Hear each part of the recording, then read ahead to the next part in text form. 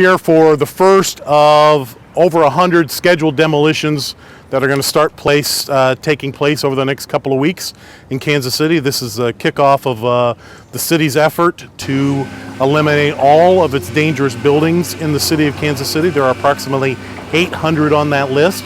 The council was good enough to fund a $10 million appropriation that will allow us to demolish or otherwise put these buildings back into reuse through some creative efforts. So we have undertaken an effort through our dollar home sale to sell houses that would have otherwise been demolished, and we have 45 sales approved there.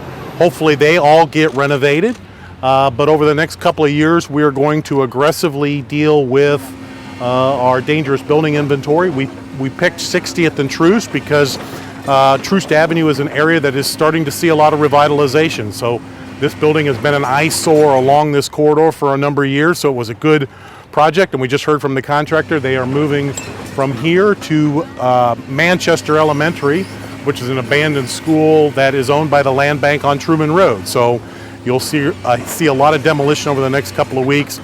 The first ones scheduled are the publicly owned buildings, and those are about 200.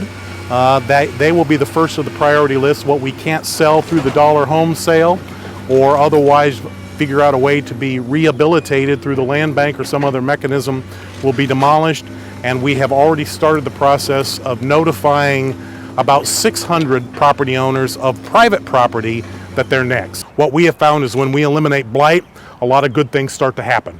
So we're very positive about all the good stuff that's happening on the east side. This hopefully accelerates the process. Oh, the emphasis is revitalization, and sometimes that does include demolition. Again, this building was found not to be economically feasible for rehab, and so in that instance, in order to get someone to really do something with this site, clearing the land was probably the most ideal way to approach that. We'll put out an RFP at a later time, but there have people that have looked at it through the land bank and have opted not to go forward with it because of the condition of this property. Most recently we introduced a resolution which calls for a strategic catalytic plan to be able to look at where the opportunities are for rehab.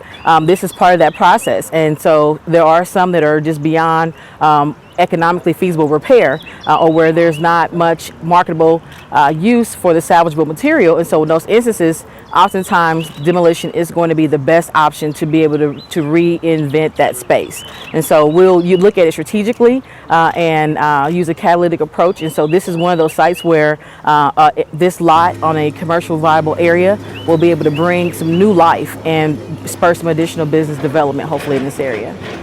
That there's hope. That Kansas City is really committed to doing something in these neighborhoods. I chair the Neighborhood Public Safety Committee. I get a lot of interest from neighbors saying, what are we going to do about these properties?